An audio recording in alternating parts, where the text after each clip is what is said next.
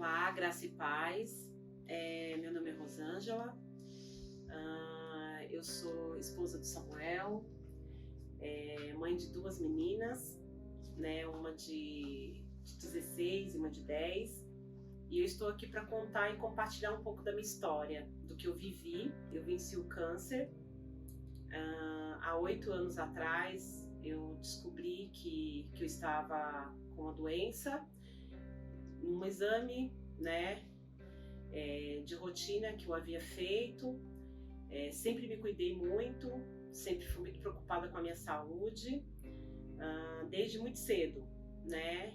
E eu participei de uma consulta médica, a qual o médico fez os exames de rotina. Na época, minha filha caçula tinha 2 anos. E eu tive uma consulta e a qual o médico constatou que estava tudo bem comigo, né? Que eu estava bem, enfim. E aí, 5 meses depois, né? Eu comecei a sentir, né? A minha mama diferente, ela começou a ficar retraída, foi tudo muito rápido. Eu comecei a sentir um incômodo, comecei a sentir dores, marquei uma consulta, né, na época, com um outro médico, o qual, quando ele me examinou, ele já percebeu que tinha algo errado comigo. Me pediu os exames, né, e eu realizei esses exames e eu tive a notícia a qual eu não esperava, a qual estava com metástase óssea. Então a doença já havia avançado e aí eu fiquei sem chão, né? Então as notícias sempre eram umas notícias muito ruins, né? E eu estava com meu esposo, ele compartilhou todos os momentos comigo, foi o meu braço direito, foi o meu companheiro. Graça e paz, eu me chamo Samuel, sou casado com a Rosângela, pai da Lorena e da Vitória, e eu estou aqui hoje também para compartilhar um pouco da experiência que eu vivi ao lado da minha esposa, com a nossa família, e o objetivo é passar um pouquinho daquilo, quais foram as minhas perspectivas diante ou dentro desse processo. Sempre fui um rapaz muito trabalhador, sempre com muito compromisso, muito compromissado no meu trabalho, e sempre procurei honrar muito a minha família, né? Presente que Deus me deu, e eu sempre procurei fazer isso. E aí, ao longo da jornada, durante o tempo, a gente não percebe, mas Deus, ele sempre vai nos preparando para as coisas que estão por vir. Então, alguns anos atrás, meados de início de 14, eu muito preocupado com o ambiente de trabalho, aquela coisa e tal, e eu sempre tinha uma preocupação grande, passava por algumas opressões no trabalho, e eu elevava meus pensamentos, minhas orações a Deus, e eu sempre mostrava ali para Deus qual era a minha maior preocupação. E um dia eu saí para almoçar, fui almoçar num restaurante que eu nunca havia almoçado, trabalhei durante muito tempo nessa região, mas nunca almocei nesse restaurante. Vi uma cena na televisão de algo, de um comercial, e quando eu estava retornando para o meu trabalho e o pensamento elevado, eu comecei a sentir um arrepio muito grande na minha cabeça, e nessa caminhada eu senti assim, eu tive uma visão, né? E nessa visão me mostrava eu e a minha esposa andando de mão dadas numa rua, numa calçada, e as minhas 2 filhas andando na nossa frente, brincando.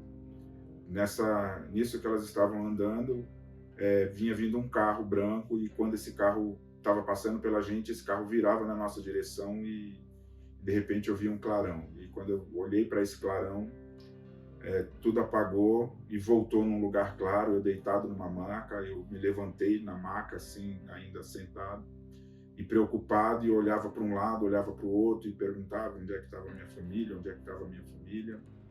Eu olhava ao mesmo tempo que você via ao seu redor, assim, você via tudo branco, mas ao mesmo tempo não tinha parede, não tinha nada. E eu perguntava, cadê minha família, cadê minha família? E duas mãos seguravam as minhas mãos e chamava pelo meu nome com uma voz suave, e eu, cadê minha família, cadê minha família? E essa voz dizia, Samuel. E eu, cadê minha família? Olhava para um lado, olhava para o outro, e essa voz, Samuel. E eu olhava mais uma vez para o outro lado, cadê minha família? E essa voz suave falou mais uma vez, Samuel.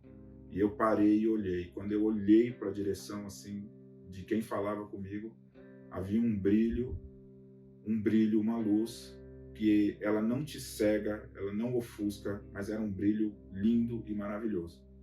E naquele momento essa voz me dizia assim, tá tudo bem agora. E aí, a partir desse momento, eu me acalmei e a visão foi embora. E eu estava andando na calçada, eu achei estranho aquilo, mas fui para o trabalho, eu trabalhei meu dia, voltei para casa à noite, conversei com a minha esposa, com o meu cunhado, e contei a história para eles, a experiência para eles, e eles disseram que eu tinha sido, como se eu tivesse sido arrebatado, tivesse tido uma visão. E aí eu caí em si e comecei a chorar, mas eu não fazia ideia o que isso significava.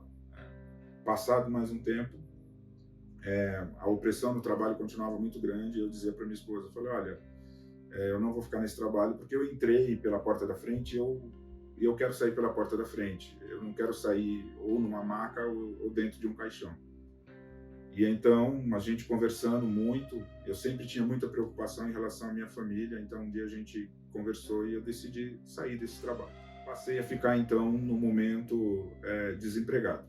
Nesse time que eu estava desempregado, comecei a trabalhar novamente em uma outra empresa, mas infelizmente não deu certo por outras razões. Também era um salário bom, benefícios, mas não era o que Deus tinha preparado para nós. Então eu voltei para casa e fui trabalhar com o meu cunhado só para ajudá-lo, para não ficar em casa parado até enquanto eu me recolocava no mercado de trabalho. A gente trabalhando lá, o telefone tocou e o nosso pastor convidou a gente, perguntou o que a gente estava fazendo, e aí eu falei, bom, a gente está parado aqui, né? As coisas aqui estão paradas mais do que o mar, quando os discípulos jogavam a rede e não pegavam peixes, né? E aí ele chamou a gente para ir almoçar lá na casa dele, a minha esposa ia também, mas não deu para ir. E aí acabou indo eu, meu cunhado Alan e a sua esposa Águida. Nós fomos à casa do pastor. E lá nós almoçamos, enfim, e tinha uma pessoa lá que tinha sido convidada para vir para uma festividade conosco. A gente conheceu essa pessoa lá e a gente foi orar, foi cantar, e aí Deus usou essa pessoa para falar conosco. E essa pessoa, ao longo do caminho, ela começou a falar algo, e no momento eu tinha conversado com o meu pastor estava na rua quando ele ligou para mim. Não tinha contato com ela porque essa pessoa estava dormindo. E essa pessoa virou para mim, assim, dentro da casa dele, e falou com essas palavras para mim. Hoje você disseste que o mar estava mais parado do que quando os discípulos estavam jogando a rede. Mas eu te digo que você vai lançar a rede e você vai pegar muitos peixes e que você vai precisar de ajuda.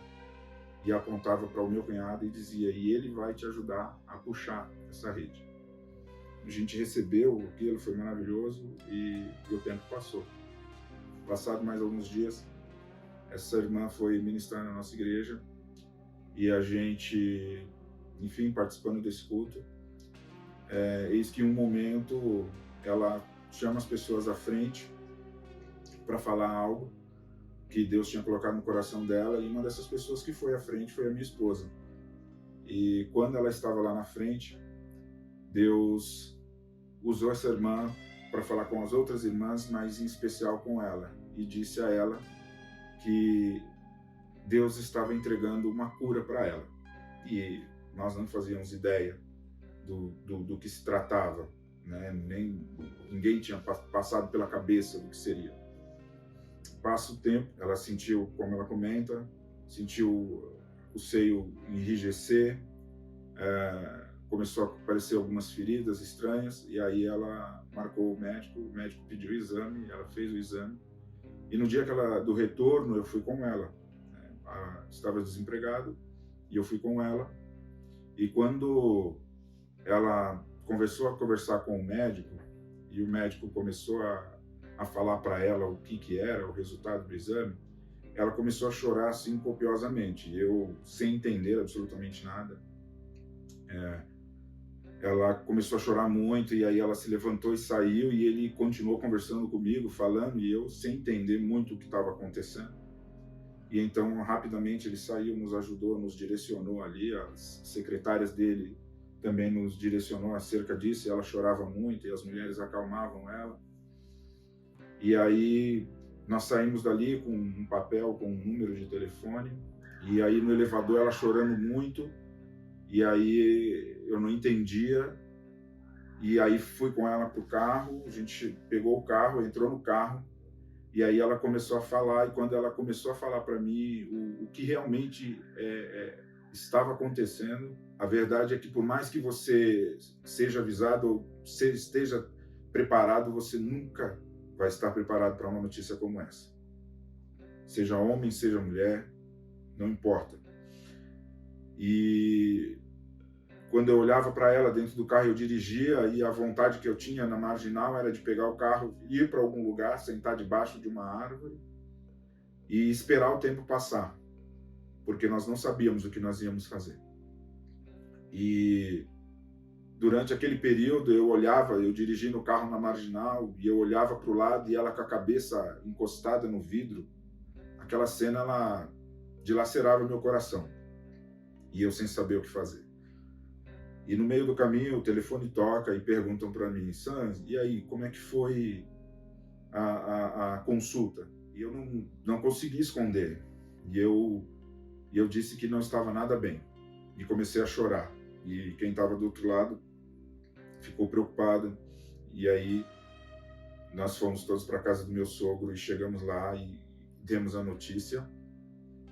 E foi como se fosse uma notícia de luto, porque nós nunca tínhamos passado por isso na nossa família. Nós não sabíamos o que era isso. Então veio a preocupação, veio a indagação, vem a preocupação de um homem de achar que não foi forte o suficiente para suportar as pressões do trabalho, do dia a dia, porque a primeira coisa que vem na nossa cabeça é: poxa vida, se eu tivesse no trabalho, eu tinha um convênio, agora tinha como tratar, mas agora eu não tenho um convênio, e como fica? Mas nós servimos um Deus que ele não trabalha com dinheiro. Deus, ele trabalha numa perspectiva totalmente diferente da nossa. E então a gente viveu aquela noite de luto, aquela noite de choro, de angústia, com ela, com as crianças, a Lorena pequena, a Vitória pré-adolescente. E eu lembro que naquela noite, assim, meu sogro, ele preocupado, ele falou: a gente faz de tudo para poder ajudar, para poder pagar o tratamento. E a gente via a mão de Deus ali cuidando da gente em todo o tempo, porque naquele momento uma das nossas irmãs que estavam ali conosco, que estava acompanhando, sabia que a Rô ia passar com o médico, mas não sabia o que era. E Deus usa ela, e ela fala assim: Deus não trabalha com a perspectiva humana de dinheiro. Nós servimos um Deus que não trabalha com dinheiro. E se ele tiver que fazer o milagre, ele vai fazer para a honra e glória dele. E essas palavras ficaram gravadas no meu coração. Mas a gente, mesmo assim, a gente se entristeceu. Mesmo assim, a gente questionou. E aí, então, entra o processo, a luta, a captura de começar o tratamento, buscar recursos, enfim. E aí começa uma jornada incrível de só você passando e você tendo a sensibilidade para perceber o quanto Deus é bom, e quanto Ele é maravilhoso, e o quanto Ele pode fazer. Nós não desistimos, e mesmo nos momentos da fraqueza, no momento da dúvida, no momento da incredulidade, quando a gente não tinha fé, como o nosso pastor nos disse, a gente usou a fé do outro. Quando nos faltou força, a gente usou a força do outro. E num momento como esse, numa situação como essa, o que nos resta é a fé. O que nos resta é a fé, porque o dinheiro não pode fazer nada, as coisas não podem fazer nada, os bens materiais, o intelecto, o conhecimento, nada pode fazer. Mas a fé, ela pode mover as coisas de lugar.